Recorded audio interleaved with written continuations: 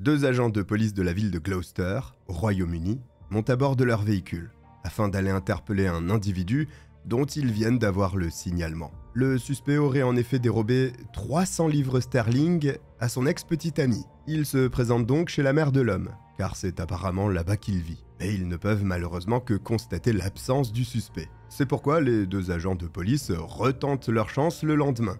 Sans succès là encore. Les policiers retournent au poste bredouille, sans avoir réussi à mettre la main sur qui que ce soit. Pourtant, ils disposaient de deux autres adresses où leur homme était susceptible de se trouver. Des adresses qu'ils ne prendront jamais la peine de vérifier. Ils ne le savent pas encore. Mais cette très grave négligence vient de lancer le plus macabre des comptes à rebours.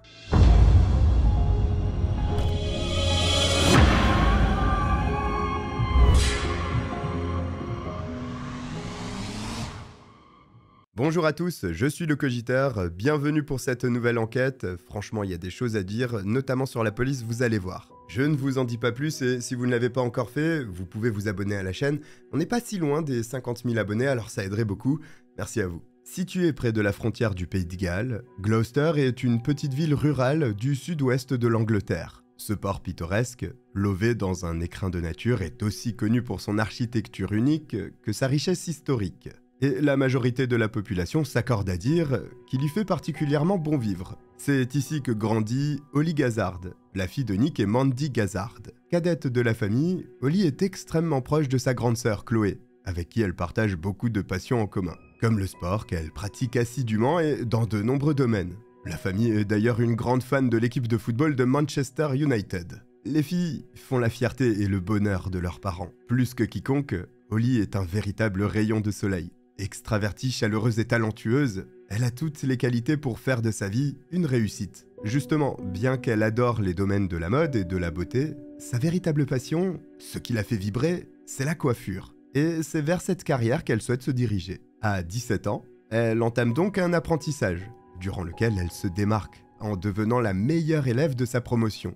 C'est quand même à souligner parce que couper des cheveux, ce n'est pas donné à tout le monde. Je suis déjà allé chez 2-3 coiffeurs qui m'avaient fait des dégradés au fusil à pompe et j'avais l'air bien bête. Des fois j'envie Raffu, il a pas ce problème lui. Bref, Holly a véritablement de l'or dans les mains.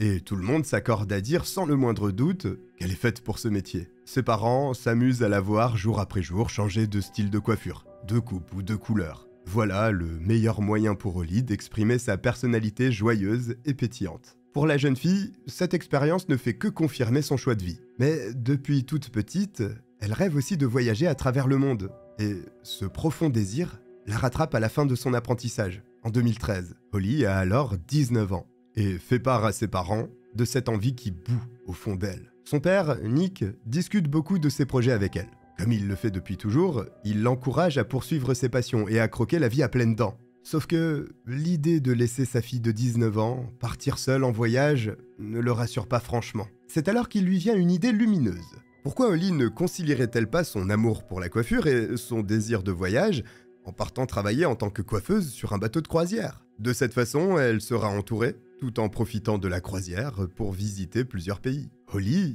est extrêmement enthousiaste et accepte directement la proposition de son père, rassurée pour sa part d'avoir trouvé ce bon compromis.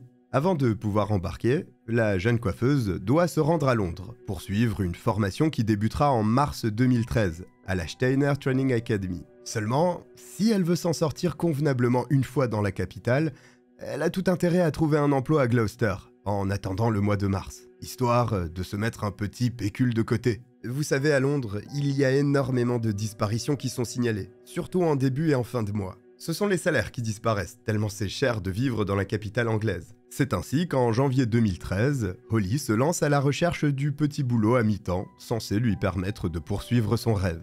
C'est finalement derrière la porte du Zest Bar, une boîte de nuit locale, qu'elle va finir par le trouver. Malheureusement, c'est aussi là qu'elle fera la pire rencontre de sa vie.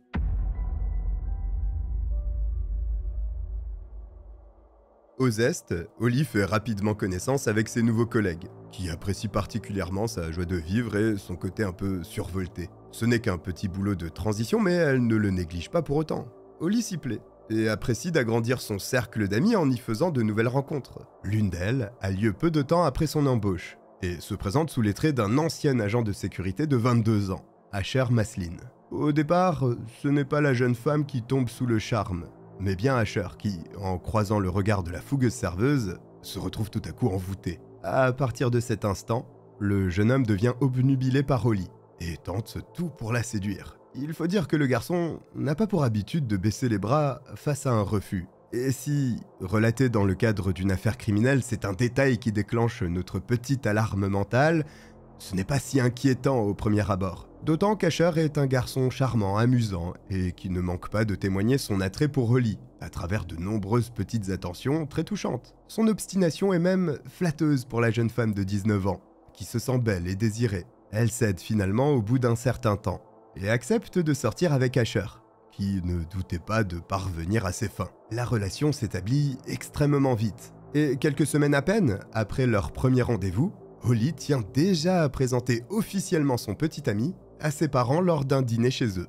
La mère d'Holly, Mandy, était loin d'être préparée à cette rencontre. Tout se passe le plus normalement du monde lorsque Nick et Mandy font enfin la rencontre de celui qui partage la vie de leur fille bien-aimée. Asher se présente sur le pas de la porte, souriant et agréable, et fait bonne impression. Mais Mandy vient d'avoir le souffle coupé, car le visage d'Asher ne lui est pas inconnu. Elle avale difficilement sa salive, en soufflant discrètement à son mari « Pitié, pas lui ». Ah, il y a comme un air de déjà-vu. En fait, quelques années auparavant, la mère d'Holly travaillait à la cantine du collège dans lequel Asher était scolarisé. De ce fait, elle avait l'occasion de le voir régulièrement. Et autant dire que le garçon de l'époque n'a pas laissé que de bons souvenirs dans l'esprit de l'ancienne cantinière. Asher, c'était cet élève arrogant, insolent et rebelle, dont tout le monde connaissait la mauvaise réputation. Et cela, Mandy Gazard s'en rappelle très bien, car aucune mère n'aurait voulu du bad boy comme petit ami pour sa fille. Malgré leur réticence, Nick et Mandy s'accordent sur le fait que tout le monde a droit à une seconde chance, et que beaucoup de ceux qui ont eu une scolarité difficile ou une adolescence rebelle finissent par mûrir, pour changer par la suite. Pour l'amour de leur fille, ils choisissent ainsi de ne pas juger leur invité sur ce qu'ils connaissent de son passé, et font taire leurs a priori. De plus, le comportement d'Asher lors du dîner semble leur donner raison. Le jeune homme est respectueux tout en discutant avec plaisir, et surtout, il a l'air d'être réellement amoureux d'Holly. Seulement, les jours défilent à toute allure, et il est déjà temps pour celle-ci de quitter Gloucester afin d'aller suivre sa formation à Londres. Malgré sa relation naissante avec Asher et tout ce que cette distance implique comme difficulté pour le couple, la jeune femme est heureuse. D'ici peu, elle embarquera sur un bateau de croisière où elle exercera le métier de ses rêves, tout en voyageant aux quatre coins du monde. Sa formation de styliste achevée, elle signe un contrat d'une durée de 9 mois avec une célèbre compagnie de croisière. Et la voilà enfin embarquée pour une première destination plutôt sympathique, les Bahamas. Au revoir, le pudding et la sauce brune. Bonjour la pizza à l'ananas. Rien ne manque plus au bonheur de la jolie rousse flamboyante, qui est comblée sur tous les plans, professionnel, personnel, familial. Enfin, ça, c'est ce que pensent les parents d'Holly. Et à raison, car ils ont toujours tout fait pour aider leur fille à mener sa vie comme elle le voulait. Quelle n'est donc pas la surprise de Nick Gazard, le père d'Holly, lorsqu'elle l'appelle une semaine après avoir pris la mer, en lui demandant d'organiser son retour. Perplexes, les parents de la jeune femme se demandent ce qui peut avoir précipité ce changement d'avis, d'autant plus que leur fille ne faisait que s'enthousiasmer à propos de cette fameuse croisière. Cela ne ressemble pas à la Holly qu'ils connaissent.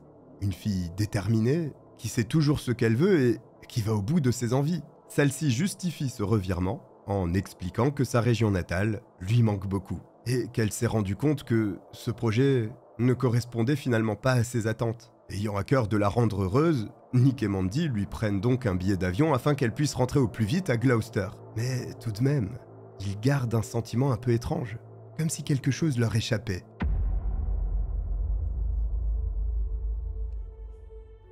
De retour à Gloucester, Holly retrouve ses proches avec joie. Ses parents, sa sœur Chloé, ses amis et Asher.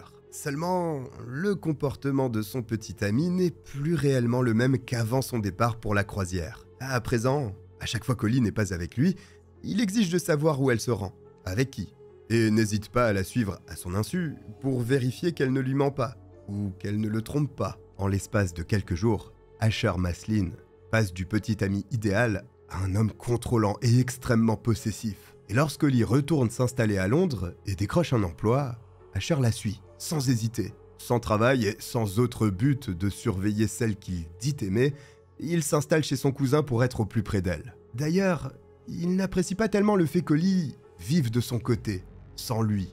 Après tout, qui sait ce qu'elle fabrique toute seule? Qui elle voit? Elle est sûrement en train de faire la fête avec Dieu sait qui, de draguer n'importe qui et de passer ses meilleurs moments sans se soucier de lui. Voilà le genre de phrase qui tourne en boucle dans la tête d'Asher Maslin. De sombres pensées qui pourraient finir par le rendre fou. Il propose alors à Holly de venir s'installer chez son cousin et lui. De cette manière, il est certain de pouvoir la garder à l'œil 24 heures sur 24. Il pourra aussi beaucoup plus facilement la priver de toute vie sociale. Ce qu'il a d'ailleurs déjà commencé à faire, en gâchant ses sorties entre filles à coups de scandale. Holly hésite un peu à déménager chez Asher et son cousin, mais elle croit en cette relation. Même si elle se sent de plus en plus mal à l'aise auprès de lui, ses sentiments pour lui restent forts. Et elle refuse de baisser les bras à la première difficulté. Et elle se dit aussi que la présence du cousin d'Asher pourrait peut-être permettre d'apaiser un peu la situation. Sauf qu'au lieu de cela, la descente aux enfers va s'accélérer. C'est lors d'un événement pourtant joyeux que le masque d'Asher Maslin va commencer à se fissurer. Mandy, la mère d'Holly, fête son anniversaire. Lors de cette journée particulière, Nick et elle convient leurs 2 filles, mais aussi un certain nombre de leurs amis et des membres de leur famille, qui se retrouvent tous dans un restaurant de Gloucester. En tant que compagnon de leur cadette, Asher est aussi invité. Mais il arrive au restaurant avec 1 heure de retard, et qui plus est, sous l'emprise de l'alcool. Ivre, le jeune homme se met à insulter les employés du restaurant, ce qui met Holly terriblement mal à l'aise. Elle a d'ailleurs tellement honte du comportement de son petit ami qu'elle tente de le reprendre. Mais c'est à elle que s'en prend alors Asher. Humiliant et agressif, le garçon se met à crier sur elle devant toute sa famille. Le mari de sa sœur Chloé intervient alors en le faisant sortir manu militari du restaurant. Évidemment, tous les proches de Holly sont abasourdis et choqués par ce qu'ils viennent de voir et d'entendre. Ils pensaient qu'Asher avait changé depuis ses années collège.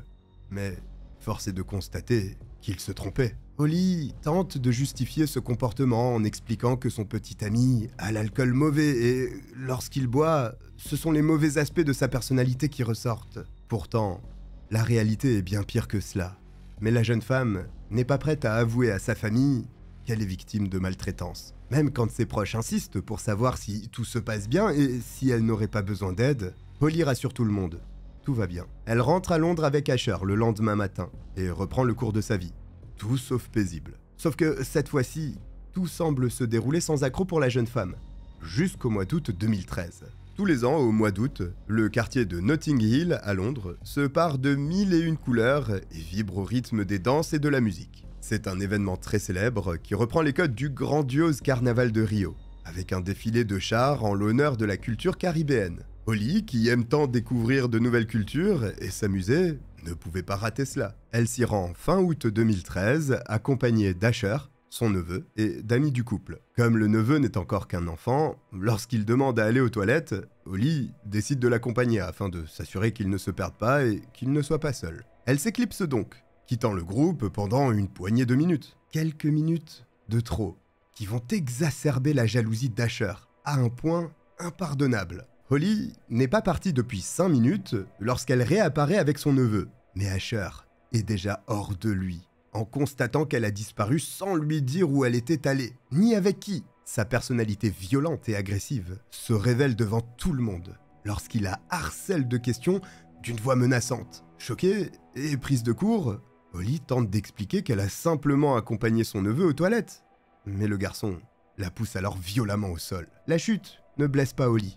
En tout cas, pas physiquement, car elle est complètement bouleversée par ce qu'il vient de se produire. Sur le coup, elle ne sait pas comment réagir. Par contre, le lendemain matin, elle sait. Elle appelle son père en lui demandant s'il peut venir la chercher pour la ramener à la maison. Il est temps pour elle de s'éloigner d'Asher et de rentrer à Gloucester. C'est une étape difficile dans la vie d'Holly, qui éprouve toujours des sentiments pour son petit ami et qui n'est pas certaine de vouloir prendre la décision radicale d'une séparation. En attendant, le retour aux sources lui fait le plus grand bien. La voilà de nouveau auprès de ceux qui la traitent avec tout le respect auquel elle a droit, ainsi que l'amour dont elle a à ce stade cruellement besoin. Avec son expérience et ses nombreuses compétences, Holly ne tarde pas à trouver un nouvel emploi dans sa ville natale, au Fringe Benefits and Labella Beauty, un salon de coiffure ravi de l'accueillir. Elle s'y épanouit complètement, liant des amitiés avec ses collègues, ainsi que sa nouvelle patronne, Sian Pritzlack. Le talent de Holly fait des miracles sur les clients, qui sont ravis de l'arrivée de cette nouvelle coiffeuse dont tout le monde parle. Alors qu'elle commençait à se renfermer sur elle-même et à perdre sa joie de vivre, Holly redevient la jeune femme enjouée et pétillante qu'elle était avant son passage à Londres, pour le plus grand bonheur de ses parents. La vie semble revenir à la normale pour la famille Gazard, qui ne peut se douter que la pire des tragédies se profile doucement à l'horizon. Car ce que tous ignorent, c'est qu'Asher n'imagine pas une seule seconde laisser Holly s'éloigner définitivement de lui. Sans qu'elle ne s'en doute, il retourne lui aussi s'installer à Gloucester et pose ses valises chez sa propre mère. Si vous vous demandez si Holly va finir par retomber entre les griffes de son petit ami toxique, c'est malheureusement le cas. Elle est alors complètement déchirée entre sa raison, qui lui dicte de fuir cet homme nocif, et l'espoir que ce qu'il s'est passé lors du festival ne soit qu'un événement isolé. Elles n'auront donc pas officiellement, et après cette petite pause imposée par son déménagement, renoue avec Asher, qui, à n'en pas douter, sait comment manipuler Holly pour l'amener à lui céder. Ses parents, quant à eux, observent cette réconciliation d'un œil méfiant. Même s'ils continuent de soutenir Holly dans toutes ses décisions, en fin de compte, ils se demandent si l'arrivée d'Asher dans la vie de leur fille est vraiment une bonne chose. Et s'ils ne le rejettent pas en bloc, c'est pour une seule et unique raison. Holly ne leur a tout simplement jamais parlé de la scène du carnaval. En réalité, ils ignorent tout des comportements abusifs du petit ami de leur fille. Mais attentifs, ils sentent bien que quelque chose cloche. Nick et Mandy ne se trompent pas. Car très vite, après qu'ils se soient remis ensemble, les vieux démons d'Asher refont surface. Il ne laisse aucune liberté ni aucun espace à Holly et fait preuve d'une jalousie extrême lorsqu'elle a le malheur de passer du temps avec quelqu'un d'autre que lui. Ce qui la pousse à rompre de nombreuses fois, tout en finissant systématiquement par se remettre avec lui. Ces abus se traduisent de nombreuses façons au quotidien, peu importe le moment de la journée. Par exemple, Asher n'hésite pas à se rendre au salon où elle travaille 30 voire 40 minutes avant la fermeture et à traîner autour d'elle en attendant qu'elle termine sa journée. Des voisins l'aperçoivent aussi rôder la nuit, quelques centaines de mètres autour de la maison des Gazard. En effet, depuis leur retour, ils n'ont pas emménagé ensemble. Asher envoie donc régulièrement des SMS à Holly et l'appelle plusieurs fois par jour sur son téléphone portable. Et il ne se contente pas d'un petit message au réveil et d'un coup de fil à la pause midi. Le harcèlement qu'il fait subir à Holly est tel que la jeune femme est carrément obligée d'éteindre son téléphone la nuit, sans quoi elle ne pourrait tout simplement pas dormir. La jolie coiffeuse ne parle de tout cela à personne, car elle pense qu'elle n'a pas besoin d'inquiéter ses proches pour une situation qu'elle est en mesure de gérer toute seule. Malheureusement, c'est minimiser le danger que représentent les détraqués tels qu'Asher Maslin.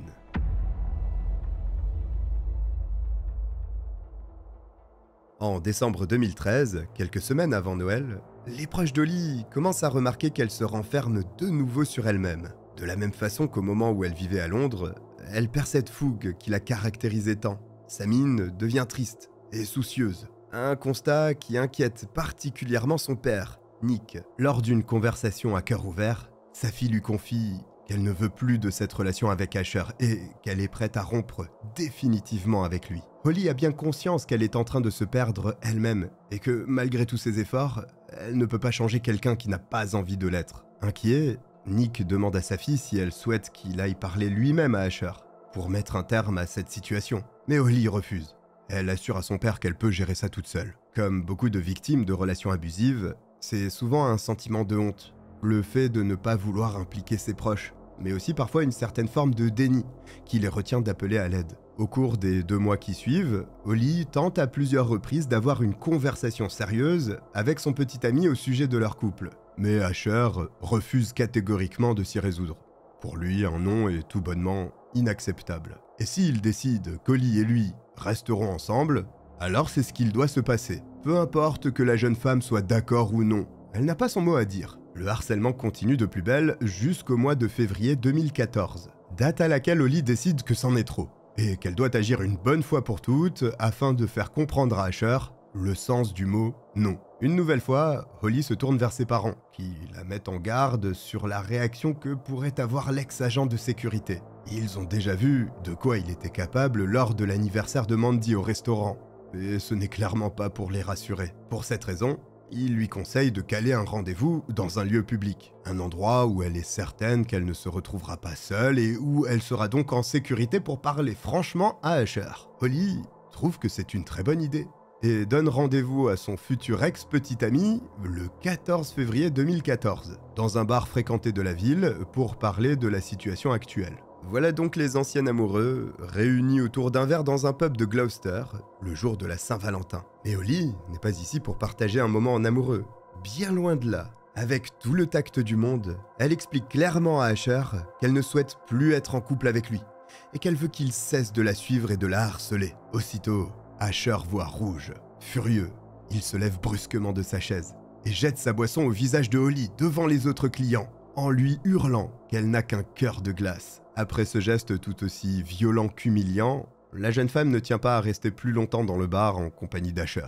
Elle attrape son sac et part d'un pas pressé rejoindre sa voiture sur le parking, grimpe derrière le volant et met le contact. Elle est anxieuse, et à juste titre, car elle sent très vite une présence dans son dos. Son ex-petite amie l'a suivie quand elle a quitté le bar. Pourtant, il n'est visiblement pas venu dans le but de s'en prendre physiquement à elle.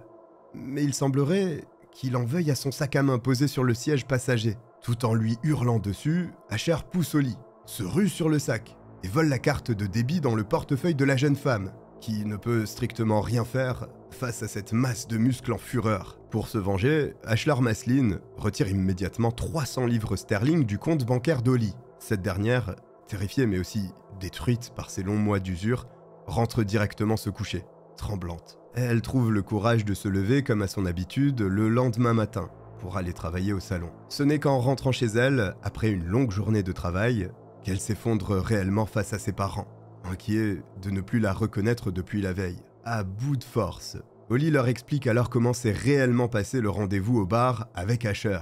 Mais ce n'est pas tout. Elle avoue aussi qu'il s'est montré très brutal avec elle lors du carnaval de Notting Hill et qu'il a déjà tenté de l'étrangler dans un lieu public quelques mois auparavant. C'est aussi à cause de lui qu'elle a écourté la croisière dont elle rêvait tant, car il ne cessait de la harceler pour qu'elle y mette un terme et qu'elle rentre le retrouver. Autre détail important, Usher menaçait régulièrement de mettre fin à ses jours si Holly cessait toute relation avec lui. Des propos qui terrifiaient la jeune femme, car malgré tout ce que lui faisait subir son petit ami, elle craignait réellement qu'il allie le geste à la parole. Voilà pourquoi, après chaque rupture, elle finissait par le retrouver la boule au ventre. Les parents de la jeune femme sont abasourdis et effondrés d'entendre que quelqu'un a pu maltraiter leur fille de la sorte, et durant aussi longtemps, sans qu'ils ne se rendent compte de rien.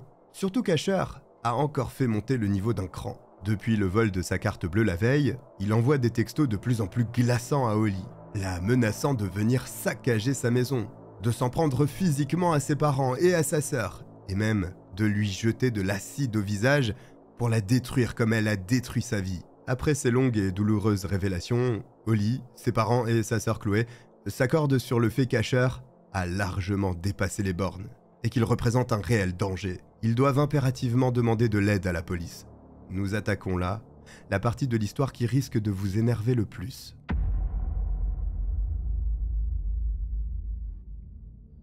Holly appelle la police dès le lendemain matin. Elle ne cache rien à l'agent qui lui répond au téléphone. Ni la tentative d'étranglement, ni les menaces incessantes, ni le harcèlement quotidien. Elle explique aux policiers qu'elle craint à présent sérieusement pour sa sécurité, ainsi que celle de sa famille, car la situation est en train de s'aggraver dangereusement. Bien sûr, elle signale aussi le vol de sa carte de débit et des 300 livres sterling. Et c'est là que l'agent qui recueille son témoignage fait une première erreur de jugement, qui ne sera pas sans conséquence. Il se concentre uniquement sur ce fait de vol, comme s'il n'était formé qu'à la résolution des délits. Il ne s'attarde à aucun moment sur l'aspect plus inquiétant que représente Usher Maslin. Pourtant, il y avait de quoi faire. Mais tout le problème est là. Cet agent n'a reçu aucune formation spécifique au sujet de la violence domestique, ou sur le harcèlement. De plus, dans le rapport qu'il est censé transmettre à ses collègues, afin qu'ils puissent prendre le relais, il omet de préciser certains détails très importants, comme le fait qu'Usher menaçait Holly de détruire sa vie ou de lui jeter de l'acide au visage. Et dans ce cas, que cet agent soit formé ou non, cela reste des menaces. Autrement dit, un délit, qui aurait dû être mentionné. C'est donc avec la moitié des informations Et seulement pour une affaire de vol de cartes bancaires, que 2 policiers partent à la recherche d'Asher Maslin, le 16 puis le 17 février, sans trop faire d'efforts pour lui mettre la main dessus, soyons honnêtes. Mais ce n'est pas tout. Personne n'a jugé nécessaire de rechercher le profil du suspect dans la base de données du commissariat. Et c'est dommage, car s'ils l'avaient fait, ils auraient découvert que le jeune homme avait déjà fait l'objet de plusieurs arrestations pour violences domestiques par le passé. Pas une, pas deux, ni même 10 fois.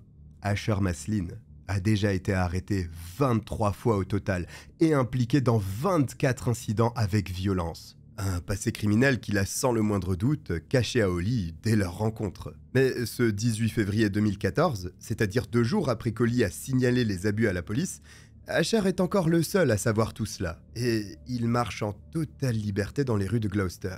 Il a eu connaissance du rapport rédigé par Holly à la police, et il enrage au point de redoubler d'ardeur dans ses messages de menaces. À la sœur de Holly, Chloé, il envoie un terrible « Je vous aurais prévenu ». Puis plus rien. La matinée est déjà bien entamée lorsqu'il passe la porte d'un magasin de prêteurs sur gage de sa ville, avec une idée très précise en tête. Il vient vendre son lecteur DVD pour récupérer un peu d'argent. Filmé par la caméra de la boutique, Asher, visiblement très agité, tend le sac contenant le lecteur et récupère 5 livres sterling en échange. Avec cet argent, il se rend ensuite dans un autre magasin, où il achète cette fois-ci un couteau de cuisine. Puis, il attend que les heures passent. Holly, affairée avec un client au salon de coiffure, n'imagine pas un seul instant que son ex-petite amie veut la voir morte. Celui qu'elle a aimé, avec qui elle a tant partagé au début de leur relation, ne peut pas aller aussi loin. En plus de cela, elle est plutôt soulagée d'avoir parlé aux policiers il y a 2 jours. Elle se dit que lorsqu'Asher sera menotté dans les locaux du commissariat, il réalisera enfin que tout cela est allé beaucoup trop loin. C'est sans savoir qu'Asher Maslin est un grand habitué des lieux. Par pure précaution, elle demande tout de même à sa patronne, Sian, qui est aussi son amie, d'appeler tout de suite les forces de l'ordre si son ex-petite amie venait à se présenter au salon. À 17h30, vers la fin de journée, la silhouette massive d'Asher Maslin se dessine dans l'embrasure de la porte. Il interpelle l'une des salariées en lui demandant où se trouve Holly, car il cherche à lui parler. Justement, celle-ci est en train de finir la coiffure d'un client tout au fond du salon lorsqu'elle réalise qu'il est bien là, à quelques mètres d'elle. Son sang se glace dans ses veines. Sian, elle, est très réactive. Elle se dirige aussitôt vers la caisse, saisit le téléphone et le tend discrètement en direction de Holly, afin de la rassurer. Elle va composer le numéro de la police. Les 2 femmes échangent un signe de tête entendu. Mais soudain, les pas d'Asher se dirigent tout droit vers Holly. Il vient de l'apercevoir. Le cœur de la jeune femme se met à battre à toute allure dans sa poitrine. Elle tente toutefois de ne pas lui montrer qu'elle a peur de lui, espérant que les forces de l'ordre arrivent au plus vite. C'est à cet instant que l'un des 2 clients encore présents se met à crier. Asher a empoigné le couteau de cuisine qu'il a acheté quelques heures auparavant. Déterminé, il se jette sur Holly en la poignardant 14 fois au cou et à la poitrine. L'agression dure à peine plus d'1 minute. Les collègues de Holly et les clients tentent de la sauver en s'interposant. En vain. Asher est une force de la nature. Après avoir poignardé à mort son ex-petite amie, il s'enfuit en courant et jette l'arme sur un chantier non loin de là. L'arrivée rapide des secours ne permettra pas de sauver la jeune femme, qui a déjà perdu beaucoup trop de sang et qui décède peu de temps après son arrivée à l'hôpital. Holly Gazard perd la vie à 20 ans seulement, assassinée en plein jour sur son lieu de travail. Ce n'est qu'à cet instant que la police prend conscience de la réalité. Juste après l'agression atroce dont a été victime la jeune femme, ils se rendent chez ses parents avec 2 Range Rover pleins de policiers armés. Pour leur propre sécurité, et comme Asher est en fuite, ils doivent escorter la famille loin de leur domicile. Les pauvres parents d'Holly n'ont même pas le temps de réaliser ce qu'il se passe vraiment. On vient de leur annoncer que leur fille adorée a été tuée au salon de coiffure. Et le choc plonge tout leur sens dans une sorte de brume épaisse. Ils n'arrivent pas à croire ce qui est en train de se passer. Pourtant, le drame a bien eu lieu. Et c'est d'autant plus tragique qu'il aurait pu être évité. Au bout de quelques heures, Asher Maslin est arrêté chez un ami chez qui il avait trouvé refuge. Les caméras de surveillance de la ville ont tout filmé. Cela n'a donc pas été très compliqué cette fois-ci de lui mettre la main dessus. L'arme du crime, le couteau ayant servi à tuer Holly, est découvert dans la foulée. Toujours grâce aux images de vidéosurveillance où l'on voit très nettement Asher s'en débarrasser. Les preuves sont indiscutables. Et si elles l'étaient, les témoignages des clients et des collègues de Holly ayant assisté en direct à la scène cauchemardesque finissent de confondre le tueur sans l'ombre d'un doute. Lors de son procès en juin 2014, l'assassin ne montre pas le moindre signe de remords, ce qui rend cette épreuve pour la famille de Holly encore plus difficile. Ce meurtre impitoyable lui vaut une peine de prison à perpétuité, assortie de 24 ans de sûreté. Derrière les barreaux de sa cellule, au moins, Asher Maslin ne pourra plus jamais maltraiter aucune femme.